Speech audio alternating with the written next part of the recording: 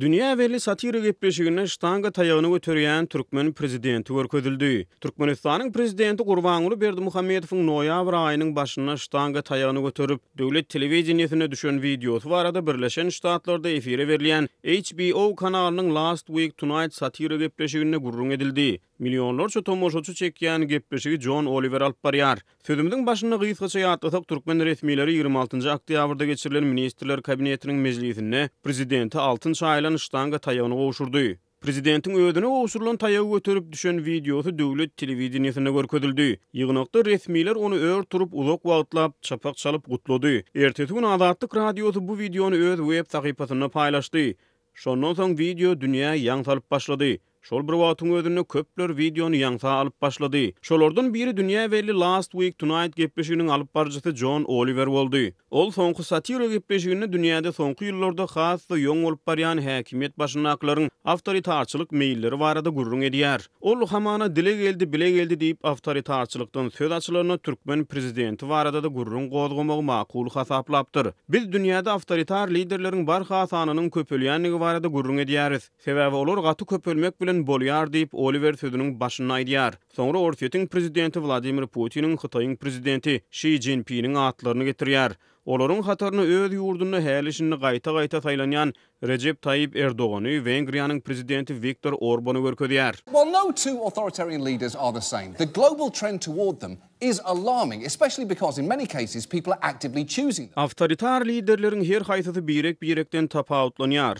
Olary bildirilýän global meýil ýyňjylykly derejä baryp ýetdi. Sebäbi köp ýagdaýlarda adamlar olary uly işçiňlik bilen ýürüýte saýlaýar. Soňky ýaýradylan hasabatda dünýäniň ilatynyň 3den 1-iniň iýdat etýän demokratiýanyň aslynda ýaşaýanlygy aýdylýar diýip alyp barajy belleýär. John Oliver awtoritar liderleriň umumy häsiýetlerini agdaýar. Olaryň hataryny güýç görkezmek häsiýetiniň awtoritar liderlere mahsuslygyny belleýär. Soňra Rus lideri Putiniň Çeçen lideri Ramzan Kadyrowyň suwa düşýän güneşleýän ýa-da maşk geçýän video şekilleri görkezilýär. Nowat alyp barjynyň iň halaýanyň aýdan videosyny Berdimuhammedowyň ştanga taýagyny göterip düşen videosyny gelip ýetýär. My favorite example of this is also actually the saddest. Just watch as the authoritarian president of Turkmenistan forces his cabinet to watch him take a gold bar and do whatever this is. Seredin Türkmenistanyň awtoritar prezidenti kabinet ministrlerini özüniň altyn taýagyny edip göterişine tomoşa etmäge mejbur edýär.